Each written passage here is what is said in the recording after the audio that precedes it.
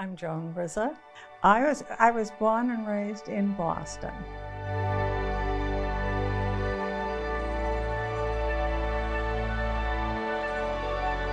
I was married back in 1962. I moved to Florida back in 2003, September 2003. I remember my first communion, my first reconciliation, my confirmation. I was thinking, when did I actually encounter God in my life? Because I was baptized Catholic, I'll be buried as a Catholic. But in between, I think I found God, and only in hindsight, thinking about it, was when I was training for my profession, which is a nurse. I had gone to a Catholic high school, all girl, and when it came time for us to choose where we were going to go to school, we had to have our records transferred. My homeroom teacher told me absolutely not, because I had chosen Boston City Hospital, which was a secular hospital.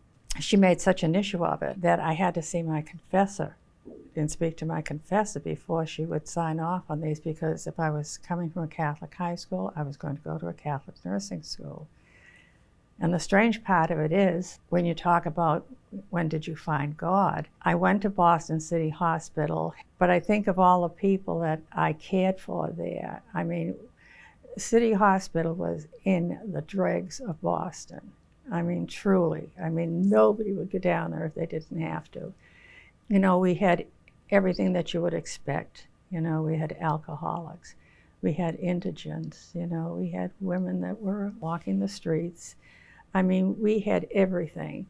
And nobody was treated any differently when they were brought in than if it was you or it was me, you know. And we never thought of it that way, because the surprising part of it is, although it was a city hospital, it was very Catholic, because we had the Cathedral of the Holy Cross right next door and the Immaculate Conception across the street.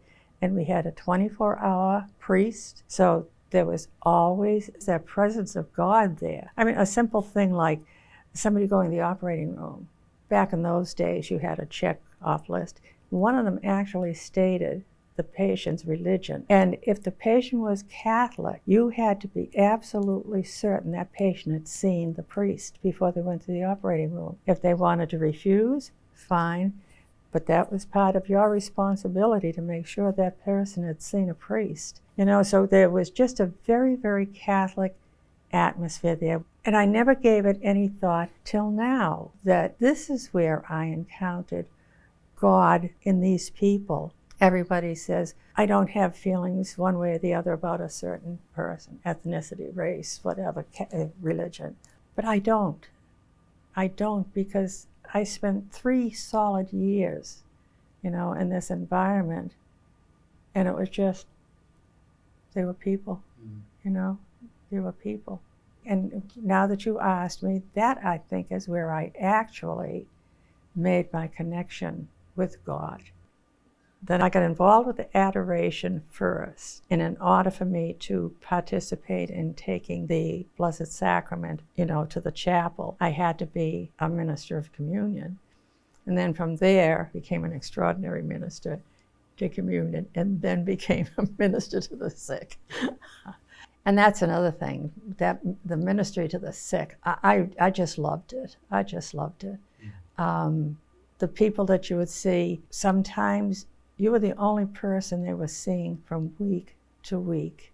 When we come in those doors, a lot of times, I'm the first person they've seen since she saw me last week, or he saw me last week. You know, we just would do our little socialization, and sometimes it'd be a long socialization, and then we'd pause for a moment and kind of get ourselves back, why I am here to bring you the Eucharist, you know. Unfortunately, I've had to stop doing a lot of things, you know, which is a little heartbreaking, you know. But yeah, I've set a time, some part of the day, and that's when I do my prayer life. You know, if you can dedicate an hour, and you wouldn't give that hour up for anything, I golf every Tuesday and Thursday. I go to the library every Wednesday at such and such a time, and that's what I'm going to do. Well, why can't you say, I'm sitting down before the Blessed Sacrament between 3 and 4 o'clock in the afternoon, and nothing's going to keep me from doing that. I don't want to commit myself. Well, you commit yourself to these other things, and you don't think twice about it. And you wouldn't be doing these other things if it hadn't been for Jesus, So maybe you should say thank you. When you go to adoration and you're sitting right across from him, and you have to think of it that way. You're not sitting across from the monstrance. You're not sitting across from the Luna. You're sitting across from Jesus, and how can you not be overwhelmed by that? He is right there.